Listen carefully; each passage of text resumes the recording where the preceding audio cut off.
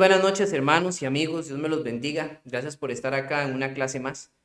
Bien, hemos llegado al capítulo 6, un capítulo que nos hace un bastante enfoque en lo que es la realidad presente del cristiano, específicamente hablando de los hebreos y de algunos otros, podríamos decir, de ese tiempo, en que tenían que tomar decisiones, una elección de vida.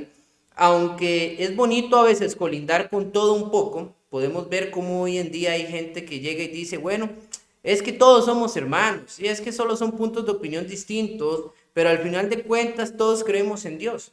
Déjeme decirle que esta era la temática también de lo que estaba sucediendo. El cristiano y también el judío creían en Dios. Sin embargo, la aceptación de Jesucristo no era la misma. Y habían puntos o enfoques dogmáticos entre ambos que eran distintivos. Y no por ello, porque creyeran en Dios y porque tuvieran paz en su corazón y pudieran mezclarse, significaba que estuvieran bien. Entonces, he aquí un detalle primario para todos. Porque el ecumenismo no es algo positivo. El ecumenismo es cuando varias creencias se unen porque van a rezar por la paz del mundo o por un propósito humanitario único y ¿cómo se llama? En el que no conflictean en ningún sentido. Porque al final de cuentas es una hipocresía. Uno no puede coquetear con aquello que lo puede llevar a deslizarse hacia el otro lado. Como dice Pablo, con aquel comezón de oído que básicamente puede empujarnos hacia una falsedad. Por eso es importante cuando estamos concentrados en Cristo, aprendiendo de Cristo, tener cuidado de poder querer indagar sobre otras creencias y otras cosas.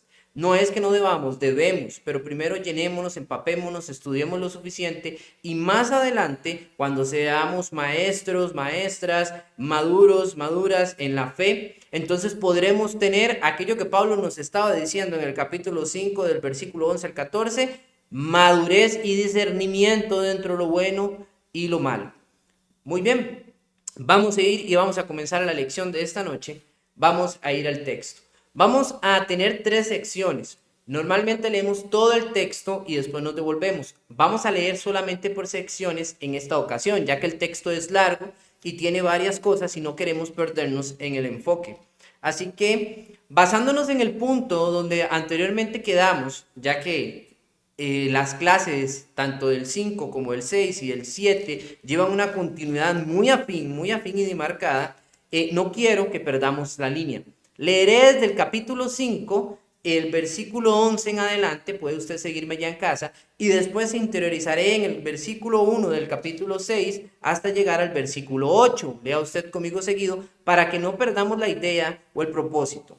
Recordemos que el autor del libro de los Hebreos venía hablando sobre la posición del sumo sacerdocio de Jesucristo, haciendo una comparación entre las cosas antiguas y hablando de que Jesucristo ahora es el sumo sacerdote que ha entrado al cielo, al lugar santísimo, para representarnos a nosotros delante del Padre y llevar nuestras oraciones y ser nuestro intercesor. Aquella función antigua llevada a cabo por el sumo sacerdote, ahora es función de Jesucristo. Gloria a Dios por esto.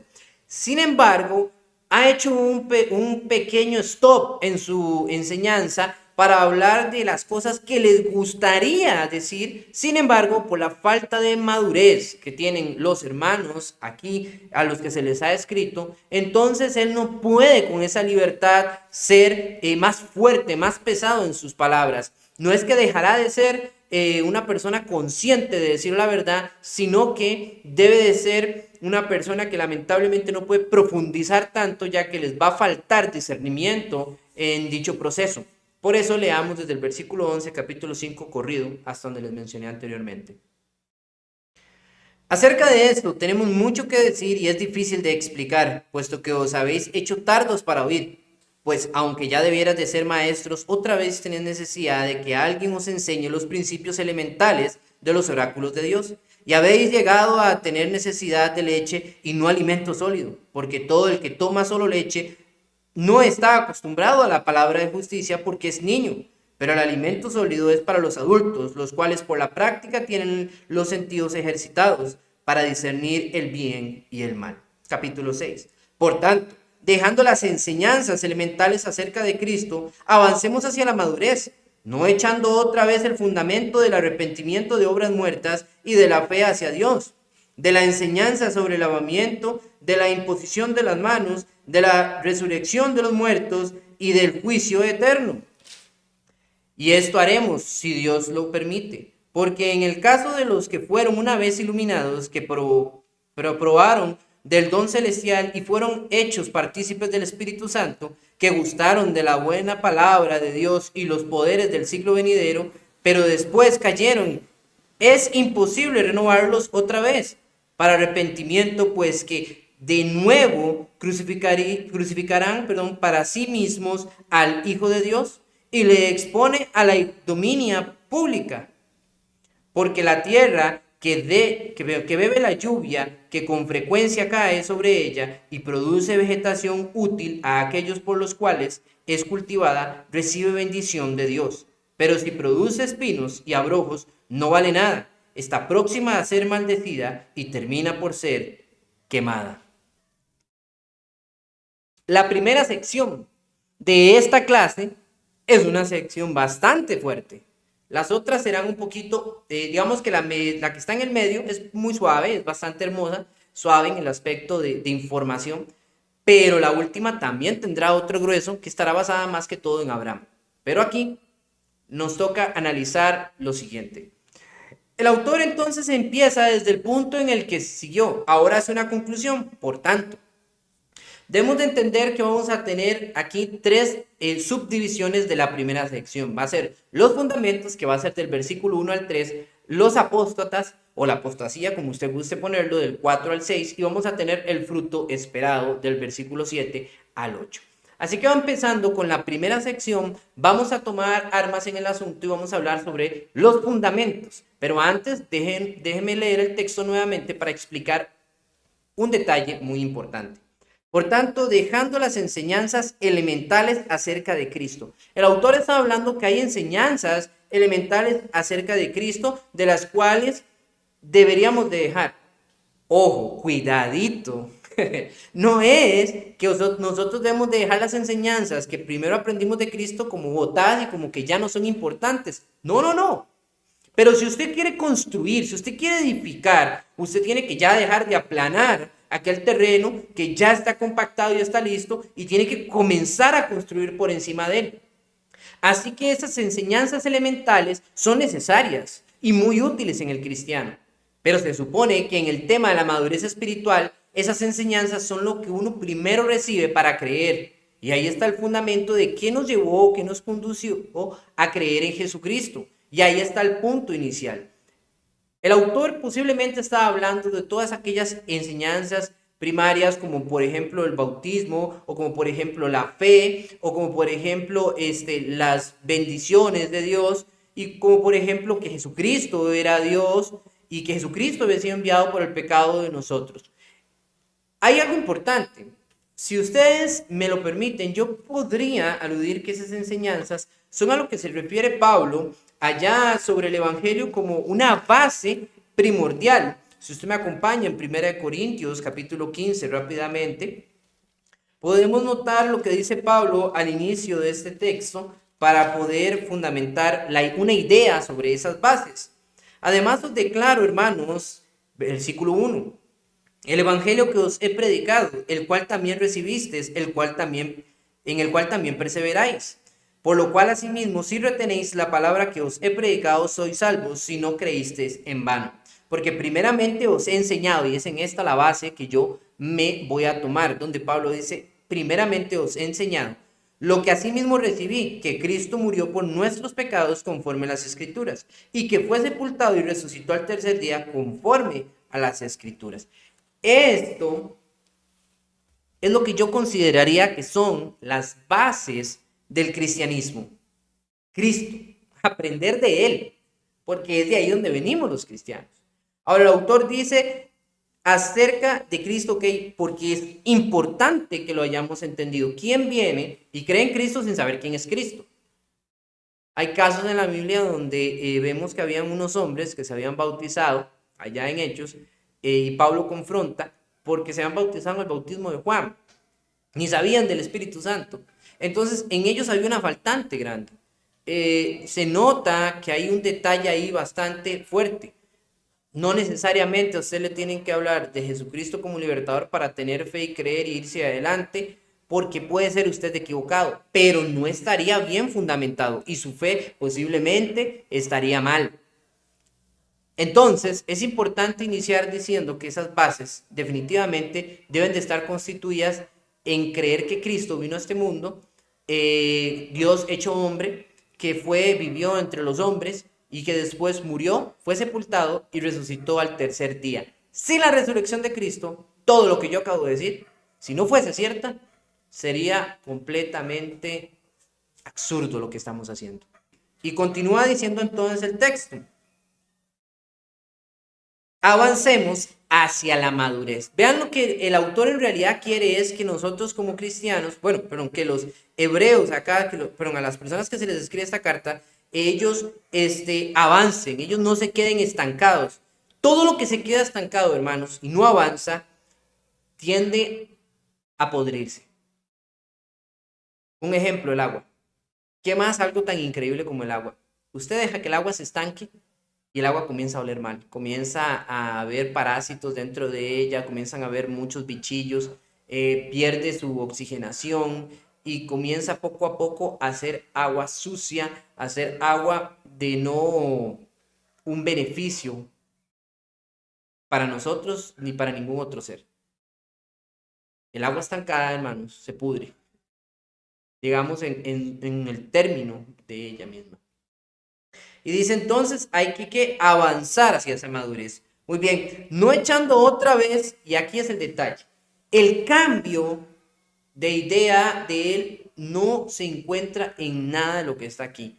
Hay que entender que el contexto de lo que está hablando el autor del libro de los Hebreos está hablando sobre seguir costumbres judías. Recuerden, este ha sido nuestro principal hecho y por eso ha destruido la imagen que está sobre las imágenes por encima de Cristo. También ha destruido la imagen de Moisés por encima de Cristo y también ha destruido la imagen del sacerdocio por encima de Cristo. Aún no ha terminado de dialogar eso. Él está haciendo un stop entre todo lo que está hablando del sacerdocio. No ha acabado. Aún tenemos que hablar más de esto en el capítulo 7.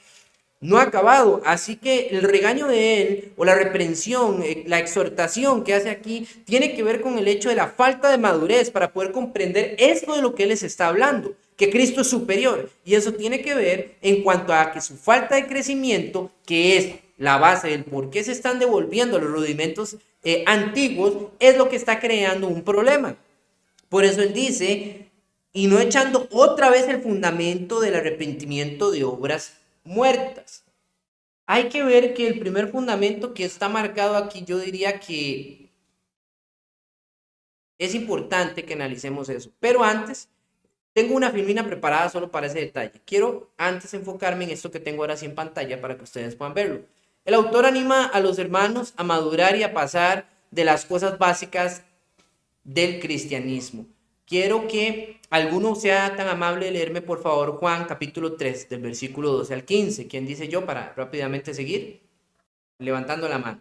Y otra persona, dos personas más, perdón, gracias hermana Joana, usted tiene el de Juan. Otras dos personas voy a solicitarle a una que me lea Romanos capítulo 3, del versículo 19 al 20, y otra Hechos capítulo 7, del 51 al 54, en su respectivo momento. Ok, Roxy con Romanos. Y no sé quién más. Ok, y Adrián me ayuda con Hechos. Ahí están en pantalla, pueden verlos. Muy bien, cada quien ya tiene su texto. Pero primero vamos a arrancar con el que tiene la hermana Joana. Hermana Joana, por favor. Amén. Juan 3, 12 al 15. Si os he dicho cosas terrenales y no creéis, ¿cómo creeréis si os dijere las celestiales? Nadie subió al cielo, sino el que descendió del cielo, el Hijo del Hombre que está en el cielo. Y como Moisés levantó la serpiente en el desierto, así es necesario que el Hijo del Hombre sea levantado, para que todo aquel que en él cree no se pierda, mas tenga vida eterna. Muy bien, muchas gracias, hermano. El detalle aquí es súper importante. Cuando Jesucristo está hablando con Nicodemo, que es el contexto de esta historia, él le dice que es necesario nacer de nuevo. ¿Qué es eso? Una primicia del cristianismo, bautizarse. El lavamiento para los judíos era algo ya que estaba de ahí. Ahorita hablamos un poco de eso. Sin embargo, esto estaba fundamentado ¿en quién? En Juan el Bautista. Se le llama Bautista por lo mismo, porque él comenzó un fuerte golpe hacia la inmersión del cuerpo, a sumergirse para salir de nuevo, como un reconocimiento de que eran pecadores y que tenían que estar a los pies de Dios. ¿Cuál era el problema con el judío de aquel tiempo, especialmente con el fariseo y el saduceo, que eran los dos grupos limitantes más fuertes que controlaban básicamente lo que era la creencia en ese tiempo? Que ambos pensaban que no era necesario porque ya ellos eran hijos de Dios. No había que arrepentirse de nada porque eran pueblo y ya por haber nacido y ser circuncidados, ellos eran de Dios y ya estaban en el estándar. Y el perdón no venía por causa de eso, sino venía por causa de los sacrificios en el templo. Muy bien. Nicodemo era un maestro. Y cuando Jesús le dice que hay que nacer de nuevo por segunda vez, él le dice, ¿cómo puede ser esto? Jesús le hace una reprenda, le dice, ¿cómo siendo maestro de la ley no sabes esto? Entonces él le dice, si yo os he dicho cosas terrenales, ¿cómo entenderéis las que son espirituales? Parte del problema de muchas personas en cuanto a no madurar es que están atorados y siguen atorados en los fundamentos de algo. Voy a generalizar con cualquier cosa. Cuando usted llega y va a un trabajo y le enseñan que hay que utilizar un programa, cómo hay que meterse a ese programa y seguir adelante, si usted no entendió bien la parte del programa, si usted no toma la diligencia de apuntar los pasos, si usted no practica, si usted solo espera llegar y escuchar la explicación y llegar y sentarse el otro día en la computadora y abrir y hacer todo como se le indicó, muy posiblemente usted no pase de la primera pantalla para entrar a ese programa de trabajo. Eso es lo que sucede. Muchas personas se conforman hoy en día en ir a las iglesias a sentarse y escuchar una predicación de domingo a salir animosas. Y es lo que habla Jesús. ¿Cómo le dice a Nicodemo? ¿Cómo si os he dicho las cosas terrenales? Ya había un problema en Nicodemo al aceptar que tenía que ser bautizado. Si él hablaba de algo tan básico, tan natural y humano, que debería de ser entendible, ¿cómo entendería otras cosas de índole espiritual más grandes? Es imposible. Por eso es la dificultad del ser humano de poder comprender eso. Y por esto el autor del libro de Hebreos también está replicando hacia ese problema.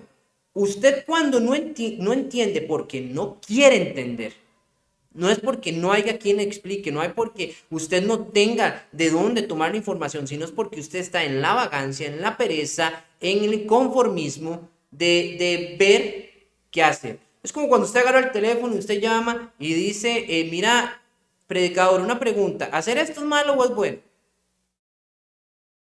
¿Por qué no aprenden a discernir las personas?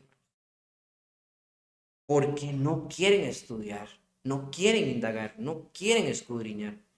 Y terminan más bien yendo hacia atrás. Y este es el problema que está describiendo el autor del libro de los Hebreos. Ellos no solamente están bebiendo leche, parece que quieren volverse a meter a la matriz. ¿Qué problema? Terminemos de leer los otros dos textos, por favor, a los hermanos que les corresponde. El de Romanos primero.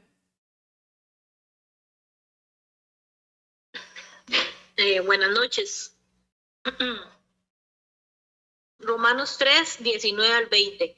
Pero sabemos que todo lo de la ley, lo que la ley dice, lo dice a los que están bajo la ley, para que toda boca se cierre y todo el mundo quede bajo el juicio de Dios, ya que por las obras de la ley ningún ser humano será justificado delante de él, porque por medio de la ley es el conocimiento del pecado.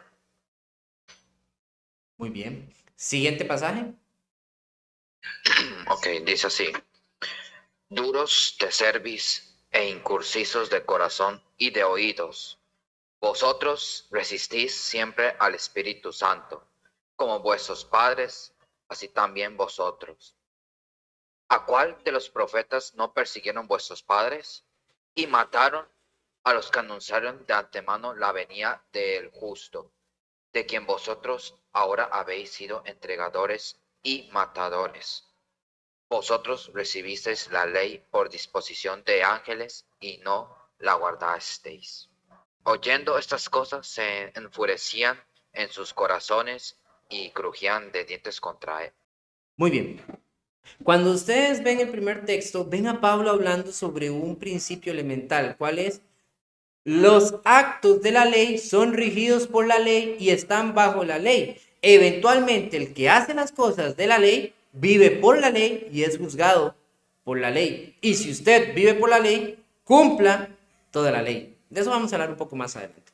El detalle de esto, hermanos, es que cuando usted va en retroceso, usted tiene que entonces limitarse a vivir bajo ese fundamento. Y eso es complejo. Porque hay personas que a veces, conociendo la verdad, quieren ir bajo otro precepto y aún llevan sus convicciones pasadas y dicen, no, pero es que no importa, se adaptan, punto. Y a veces eso, con todo respeto, no funciona. La verdad desenmascara cualquier mentira. Y la verdad, cuando está en nosotros, nos imposibilita, ojo, nos imposibilita el poder mezclarnos con la mentira y la injusticia si somos conocedores de la verdad. Pero para ser conocedores de la verdad debemos de madurar espiritualmente. Cuando estamos bebiendo leche y solo leche es la parte animosa y entonces es muy fácil perderse de vista y devolverse hacia atrás. El cristiano que estaba bebiendo leche no perdía de enfoque las costumbres judías y quería sentirse confiado en volver en estos parámetros. Entonces, hay un detalle que nosotros debemos de entender, y ellos sabían. Cualquiera que quiera practicar algo antiguo testamentario debe estar obligado a estar bajo entonces esa ley, porque la ley de Cristo es otra. Hechos capítulo 7 habla sobre la expresión de lo que Esteban estaba hablando ante el concilio cuando fue juzgado. Fue juzgado por ser cristiano y por debatir. Nadie le podía ganar a Esteban. Esteban debatió fuertemente y no fue hallado en él mentira. Y cuando él expuso su tema, él les dijo algo claro. Todos ustedes son duros de servicio, o sea, son personas que no quieren cambiar, son personas que quieren seguir endurecidos en su pensamiento y aunque se les ha dicho la verdad y aunque saben que es la verdad, aún así.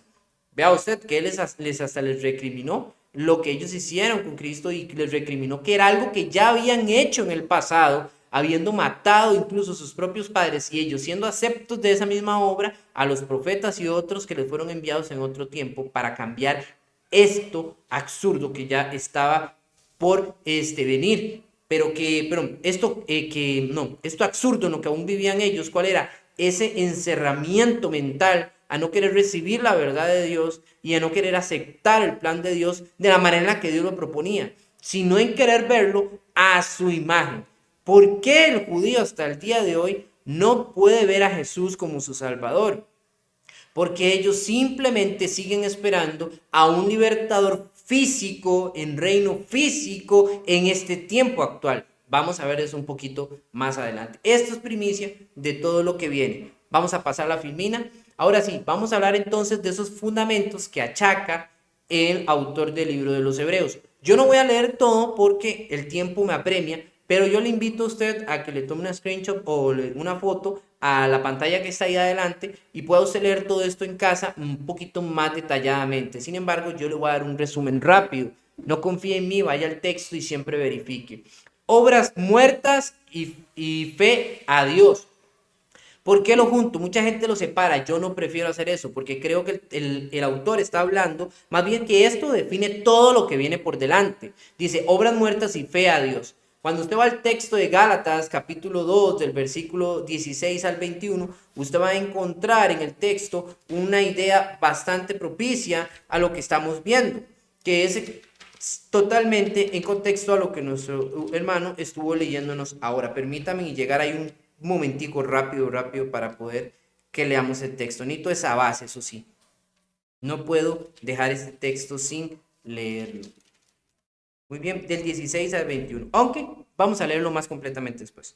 Ahora bien, en Abraham fueron hechas las promesas y su simiente no tiene, y no dice, Ahora bien, a Abraham fueron hechas las promesas, y a su simiente. No dice, y a las simientes, como si hablase de muchas, sino como de uno, y a tu simiente, la cual es Cristo. Esto pues digo, el pacto previamente rectificado por Dios para con Cristo, la ley que vino 400 años después, no lo abroga para invalidar las promesas, porque si la herencia es por la ley, ya no es por la promesa, pero Dios la concedió a Abraham mediante la promesa. De esto vamos a hablar un poquito más de fondo ahorita. ¿Qué es lo que quiero que entendamos de este texto que es importantísimo? Que la fe en Dios para el judío venía a través de las obras, venía a través de sacrificar estos animales. Así es como ellos eran perdonados, como hallaban misericordia, contentamiento delante de Dios. Sin embargo, la enseñanza de Jesucristo y la instrucción que los apóstoles dieron es que somos salvos mediante la fe y la gracia de Dios, que es completamente una distinción. Cuando usted dice, pero yo voy a ser salvo sin hacer nada más que creer en Dios, obedecer a Dios, vivir por Dios y mantenerme firme, sí. Para el judío esto era imposible. Para el judío debían de haber obras. Por eso es difícil hoy en día, como mucha gente ve, que las obras no nos salvan. Pero el autor del libro de los Hebreos nos va a explicar más cómo las obras y la fe se relacionan, así como Santiago también lo hace en su libro. ¿Qué quiero decir con esto? Las obras vienen por causa de la fe, no que la fe viene por causa de las obras, como el judío lo quería hacer ver. Claramente el judío tenía fe en Dios, por esa razón venían y ofrecían. Sin embargo, ellos creían que eran aceptos delante de Dios por causa de las obras. El primer concepto cristiano quiebra esa idea, y es uno de los rudimentos con lo que el cristianismo estaba conflictando en el judaísmo. Primera cosa. Segunda cosa, los lavamientos. Mucha gente quiere aquí colocar el lavamiento de los pies, pero no dice lavamiento de los pies. De hecho, la palabra original dice bautismo. Es la palabra baptize. Pero lo que yo quiero que ustedes entiendan es que está bien traducido en el libro de Hebreos, porque lo que el autor quería definir era sobre esos lavamientos rudimentarios que podemos ver en Números capítulo 19, el versículo 9, 13 y 19 nos da una explicación sobre los lavamientos para quitar para hacer la purificación en aquellas personas de las inmundicias. Cuando usted tocaba cadáveres o etcétera, usted tenía que lavarse, y decía que su ropa debía lavarse, usted debía pasar 7 días en una tienda porque usted era inmundo. Y había unas cenizas que se sacaban y se colocaban en esa agua y volvían esa agua para un rito de purificación. Y eso era lo que hacían los judíos. Los judíos sabían que el lavamiento era un rito de purificación. No por ende, habían muchas piletas bautismales alrededor del templo. Hay evidencia de eso. Usted puede ir a Google y buscar piletas bautismales alrededor del templo judío y va a ver los restos. Por eso cuando Pedro en Hechos 2 da ese discurso y dice que se bautizaron como 3,000, mucha gente dice, todos esos 3,000 tuvieron que correr hasta el río. No, ahí había lugares donde podían ser bautizados. Estaban muchos estanques que tenían ciertos propósitos, pero uno de ellos eran los que utilizaban los judíos para su propio lavamiento o purificaciones. Notemos eso. Ahora, como lo que Jesús le dice a los discípulos cuando les está lavando los pies, porque entonces Pedro le dice, lávame todos, y es la cosa así. Le dice, no, el que está limpio ya está limpio. Hablando de qué, del bautismo. Jesús lo único que quería no era que ellos cogieran la enseñanza del lavamiento de los pies como una práctica para definir que eran limpios, no, sino una práctica de servicio. Por eso vemos más adelante a Pablo hablándole a Timoteo sobre ver y verificar aquellas verdaderas vidas, y él entre el texto dice que han lavado los pies de los santos, o sea que han estado al servicio, pero no como una práctica que se trae del judaísmo y se coloca y se implementa ahora en el cristianismo. Por eso también este es un fundamento judaico, que el cristianismo va perdiendo también su valor. Otra problemática, la imposición de manos. Cuando usted ve Números, capítulo 27, el versículo 22 al 23, va a ver que hay un mandato de parte de Dios sobre Moisés, donde él impone las manos sobre Josué y entonces le da de ese espíritu que andaba en él para que él fuera, liderara, y el espíritu de Dios se mantenía con Josué cuando él fuese a hacer su tarea. Lo mismo sucede más adelante. Ustedes ven cómo incluso los apóstoles allá en Hechos capítulo 5 vemos cómo a través de la imposición de las manos se miraba o se veía, perdónenme, voy a corregir el texto, creo que dije Hechos capítulo 5 y yo estoy mal con eso. No quiero decir algo que no es. No quiero ser atrapado en falsedades. ¿Ok? Regálenme un segundo. Voy rápidamente a Hechos y les voy a decir exactamente dónde está el texto que los apóstoles imponían las manos para que aquellos recibieran los dones del Espíritu. Hechos capítulo 8. En Hechos capítulo 8, versículo 18 propiamente, está el texto que nos ayuda a entender que también los apóstoles hicieron eso. Cuando usted y yo vemos que los apóstoles hicieron eso, usted podríamos pensar entonces que la iglesia comenzó también a tener ese hábito. De hecho, hay un registro. Vemos a Pablo hablándole a Timoteo y le dice, no impongas tus manos con ligereza sobre alguna persona. ¿Por qué?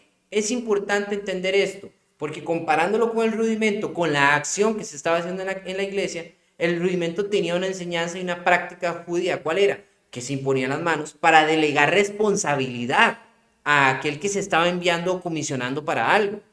En fin, el creer que esto era un fundamento para poder vivir una vida cristiana era un error. Solo era algo que comenzó a darse y se desarrolló, pero poco a poco fue perdiendo su idea o su comprensión. También vemos la resurrección de los muertos. Había un gran problema, lo vemos en Marcos capítulo 12, versículo 18, y también esto lo podemos incluso ver allá más adelante en Juan capítulo 5, 28, 29. ¿Qué es lo que sucede? En el judío había una fracción de ellos que creían que la resurrección existía y otros decían que no. Los fariseos creían en la resurrección y los saduceos creían que no. Por eso los saduceos trataron de plantear allá en Marcos una idea a Jesús sobre una mujer que se casó con varios hombres, y Jesús da la respuesta a esto sobre la ignorancia de dichos hombres. Es importante que nosotros veamos que en el cristianismo ya había una idea sólida. Jesucristo resucitó entre los muertos y iba a ser la primicia de la resurrección de todos los cristianos. Esto no era entendido bien entre los judíos. Había una confusión y gran confusión. Vea usted que habían dos partidismos bastante amplios sobre esta idea. Y después el juicio eterno. En Daniel capítulo 2, versículo 44-45 nos habla de lo que ellos presentaban como el juicio eterno. Y era aquel imperio o aquel gobierno que iba a venir después de todas estas grandes naciones. Era el gobierno que venía a través de aquella piedra que había sido lanzada y había desbaratado todo aquello que se había impuesto antes como una estatua, pero que iba a ser un reino eterno. Y es lo que los judíos aún están esperando, mis queridos hermanos. Están esperando que se levante el rey, el Mesías de ellos, y que los lleve a levantarse como una gran ciudad, a que se vuelva a levantar el templo y a que se vuelva a levantar su imperio con fuerza y poder. Hoy, en pleno siglo, hermanos, aún los judíos esperan estas cosas. Y algunos aluden de que eso sí va a pasar. Pero no es así. Estos rudimentos tenían confundidos a estos cristianos que querían y que se deslizaban aún hacia aquellos preceptos judaizantes y en los que habían sido criados, en los que ellos mismos, porque muchos de estos eran judíos, ellos mismos estuvieron acostumbrados toda su vida a desarrollar. Y era difícil para ellos desligarse de estas cosas para poder estar más allá hacia lo que venía.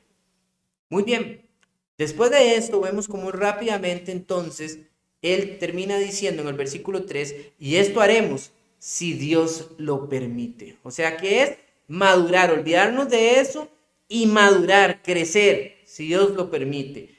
Usa una palabra súper importante, como la podemos ver en Santiago, donde él nos habla sobre ello, capítulo 4, versículo 5, de la importancia que es siempre decir en nuestra vida, haremos esto o aquello, si Dios lo permite, si estamos en su propósito. Entonces él ahora cambia la idea y dice lo siguiente, versículo 4, pero no la cambia, sino que la lleva más allá. hablando de que si están en esas prácticas, vean lo que puede suceder, porque ya hay ejemplos vívidos de ese suceso. Porque en el caso de los que fueron una vez iluminados, que probaron el don celestial y fueron hechos partícipes del Espíritu Santo, que gustaron de la buena palabra de Dios y los poderes del siglo venidero, pero después cayeron, es imposible renovarlos otra vez para arrepentimiento, puesto que de nuevo crucifican para sí mismo al Hijo de Dios y le exponen en ignominia pública. Ignominia es una vergüenza, una exposición pública por causa de querer volverlo a crucificar a causa de sus pensamientos. Lo primero, los que fueron iluminados. Juan capítulo 8, versículo 12, necesito que alguien me ayude a leer ese texto. Hechos capítulo 2, versículo 38, otra persona que me haga el favor y me lea ese texto. Y voy a pedir, aunque tengo 3 en el último, voy a pedir que solo me lean segunda de Pedro capítulo 3, versículo 17. Muy bien, ¿quién me ayuda con Juan capítulo 8, versículo 12? Muy bien, hermano Henry, por favor.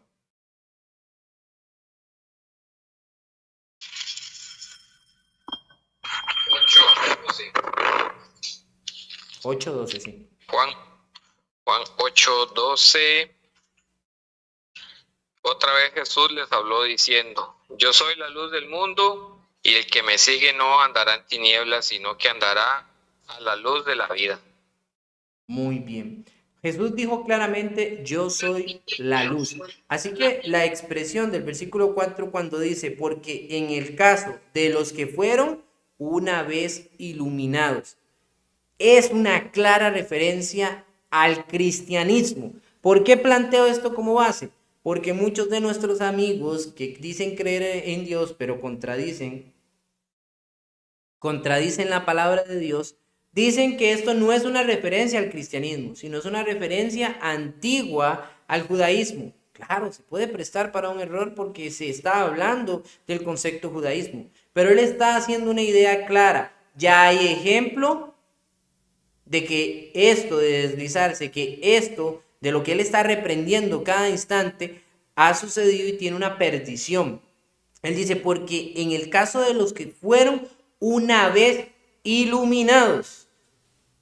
¿Cómo fueron iluminados? Si la única iluminación clara que se ha mostrado obviamente es Cristo Jesús. Me van a aludir, sí, pero la palabra de Dios es iluminación. Sí, la palabra de Dios es colocada como lumbrera en el camino, definitivamente, y existe desde el Antiguo Testamento, sí, pero él está hablando de una acción de los que una vez fueron iluminados. Y el texto no me deja irme a otro lado porque dice que también probaron los dones celestiales. Quiero que alguien me lea Hechos capítulo 2, versículo 38.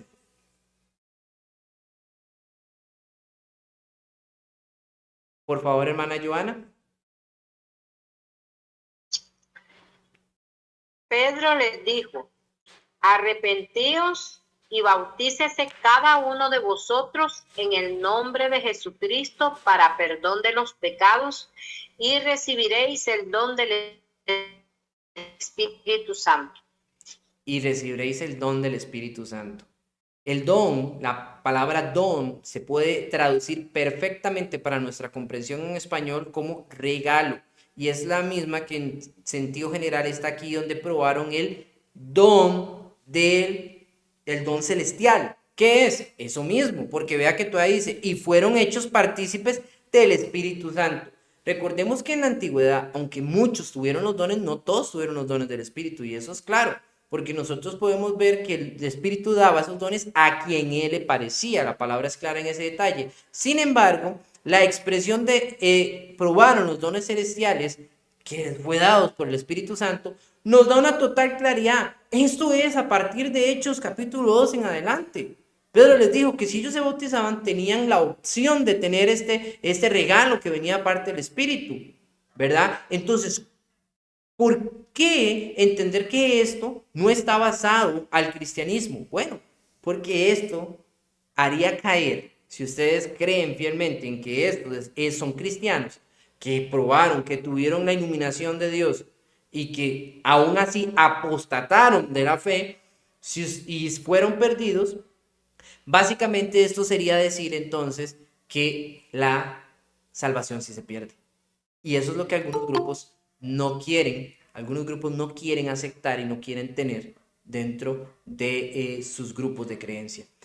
Entonces, hay dos maneras de justificarlo. Uno, estos no son cristianos, son judíos. Y número dos, la otra es que estaban entre nosotros, pero no eran de nosotros. Dios no los había elegido. Se habían colado como cristianos. ¿Ok? La palabra del Señor allá en el mismo texto que yo les mencionaba a ustedes, de Hechos, por eso lo busqué, que necesitaba volver ahí, de Hechos capítulo 8, dice claramente de un hombre al que fue reprendido duramente. Simón el vago, allá usted puede ver conmigo, dice en el versículo 13, pero también creyó Simón mismo y habiéndose bautizado, estaba siempre con Felipe. Él creyó. La palabra dice que él creyó y se bautizó.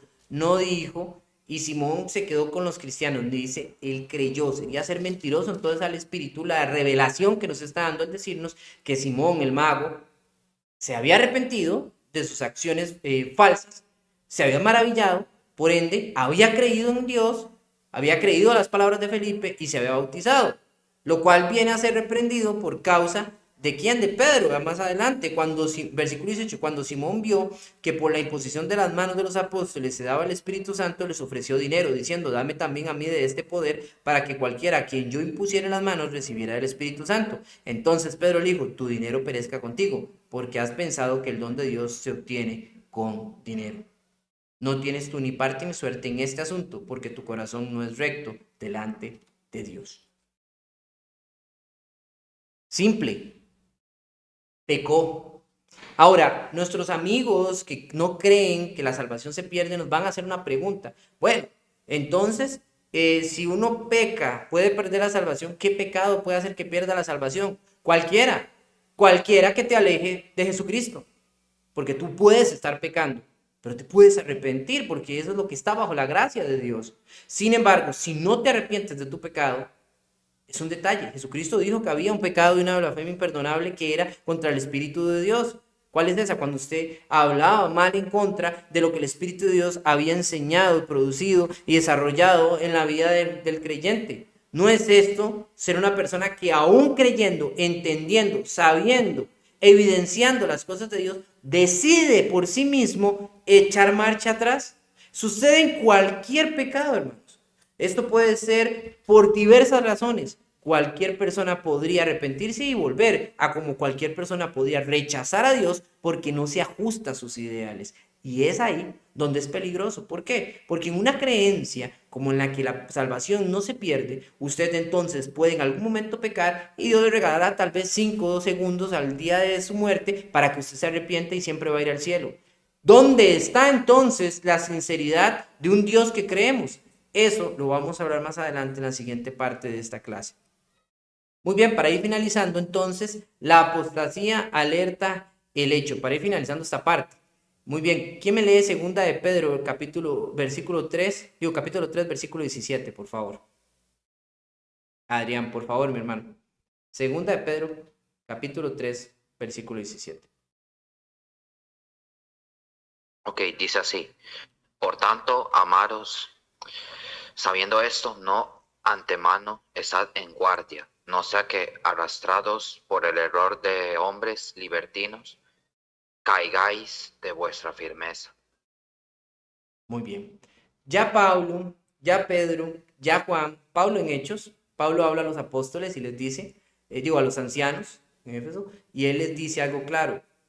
Yo sé que después de mi partida vendrán lobos rapaces que querrán arrebatar del rebaño.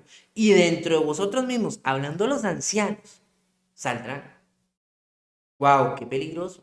Nos habla Pedro y nos habla Juan sobre el mismo punto.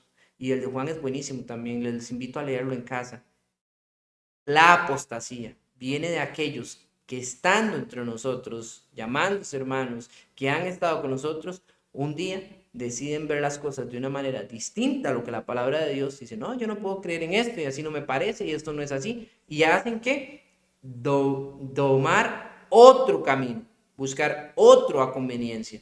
Y eso es lo que está hablando aquí el autor, que gustaron la buena palabra de Dios, versículo 5, y los poderes del siglo venidero. Ya tuvieron el derecho de ver todo esto, e incluso algunos tuvieron dones del Espíritu, y aún así echaron marcha atrás en su vida cristiana.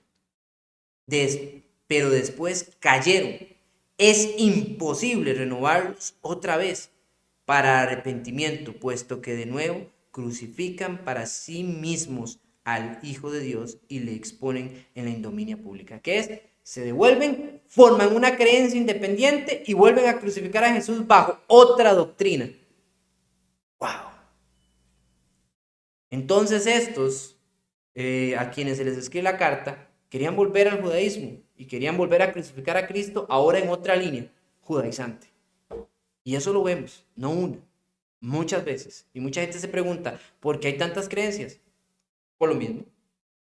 Porque cayeron por la problemática del ser humano y doblegaron a Cristo a su pensamiento. Y eso, lamentablemente, es muy triste. El final de esta sección nos habla del fruto esperado, que no está lejano a lo que nos continúa hablando el autor eventualmente. Dice, porque la tierra que bebe la lluvia, que con frecuencia cae sobre ella y produce vegetación útil a aquellos por los cuales es cultivada, recibe bendición de Dios. Pero si produce espinos y abrojos, no vale nada. Está próxima a ser maldecida y termina por ser quemada. Estos hombres que se estaban devolviendo, hablando generalmente hombres y mujeres, esta humanidad que se estaba volviendo del cristianismo, que llevaba un cristianismo invisible porque se estaba devolviendo a las prácticas del judaísmo, estaba desligándose de la verdad, sino que se estaba doblegando y coqueteando con los dos sentidos, estaban convirtiéndose en una vegetación no esperada, estaban convirtiéndose en algo no requerido. Hay que entender primeramente que el texto nos habla sobre la lluvia. La lluvia tiene un simbolismo de bendición en la Biblia. Cuando usted va a Deuteronomio capítulo 28 versículo 12, se da cuenta, la palabra nos dice que es bendición. Mateo capítulo 5 versículo 45 también nos habla de que eso es una bendición, y Dios deja que esa bendición caiga tanto sobre malos y buenos. Si usted ha visto la clase de nuestro hermano Miguel, va a ver el gran auge que le da a ese punto. Los invito, es algo muy bueno, hermano, lo felicito públicamente. También, si usted quisiera entender un poco más el reflejo de ese detalle de que germine algo bueno, que es constantemente un fruto positivo que Dios espera, yo lo invito a leer la parábola del sembrador que está en Mateo capítulo 13, el versículo 1 al 9, y del 18 al 23, que está su explicación total. La importancia de este detalle es concluir con una percepción. Dios ha sembrado. La semilla siempre tiene una definición en la Biblia normalmente de la palabra de Dios. El terreno es la mentalidad del ser humano. Y la lluvia en sí vienen con las bendiciones. Dios ha sembrado en aquellos hombres la enseñanza de Jesucristo. Ellos deberían de producir el fruto esperado, el fruto que Dios quería de ellos, que siguieran formándose como cristianos, viviendo bajo la gracia y luchando conforme a este precepto. Sin embargo, aquellos hombres y mujeres, lamentablemente, estaban devolviéndose las prácticas judías, y entonces ya no estaban dando una planta de trigo, ya no estaban dando una planta con un fruto deseado, sino que estaban dando, ¿qué? Espinos y abrojos. Eso no es lo que se desea. Cuando usted tiene cosecha, cuando usted planta y lo que obtiene nada más son espinos y abrojos, a usted no le sirve. Usted los corta, los desecha. ¿Por qué? Porque no son útiles realmente para que usted pueda sacar provecho de ellos.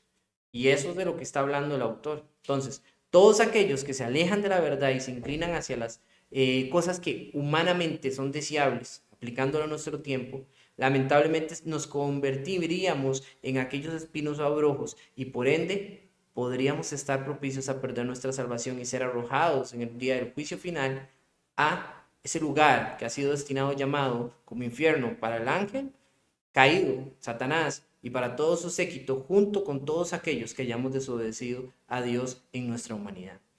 Y es importante que manejemos esa idea. Muy bien, hermanos, hasta aquí llega esta clase. Esta clase tendrá su segunda parte la próxima vez. Lamentablemente el tiempo es corto, y qué tanto decir de ello es mucho.